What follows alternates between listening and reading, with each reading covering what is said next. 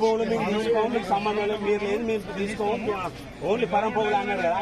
Press meet పెట్టి అది విలేకరులను పిలుస్తాం, అదే మాట సార్ చెప్పండి కోడితాం. సావధానంగా మాట్లాడండి, డౌట్ క్లియర్ చేసుకున్నాక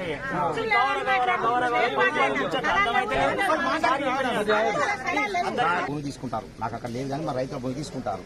ఆ భూమిలకు నేను అడుగు పెట్టినా ఏమంటారు సార్, అసలు భూమి పోయేది ఎవరికి తెలియదు. పోతాంది ఇట్లా అనుకుంటున్నారు. తక్కువ తీసుకొచ్చిండు ఆ బోర్డు అక్కేసి పీకిన తర్వాత ఇబ్బందాలు చూసుకున్నాక అప్పుడు మొదలైంది. అసలు నా భూమికి నాకు తెలియకుండా ఎంఆర్ఓ సాబ్ అక్కడ ఎందుకు అతికేసింది? ఫస్ట్ క్వశ్చన్ మీకు. అసలు గోడ మీద అతికేసే అధికారులు వదిలిచ్చారు. గ్రామ పంచాయతీకి వేసినాక వాళ్ళు భయపడి మాకు చూపించలేదు, అది చింపేసి తెల్లారి మళ్ళీ మేము అటు ఇటు సేకరించుకొని మొత్తం జిరాక్స్ తీసుకొని రైతులందరం చూసుకున్నాం. అక్కడ జరిగింది సార్ మిస్టేక్. ఆ నుంచి మొదలుకొని మళ్ళీ మీరు పబ్లిక్ నోటిఫికేషన్ ఇచ్చారు, అది ఏ రైతు తెలియకుండా ఇష్టపడేసారు. అది పబ్లిక్ నోటిఫికేషన్ మీ భూమి తీసుకుంటాను అని చెప్పేసి.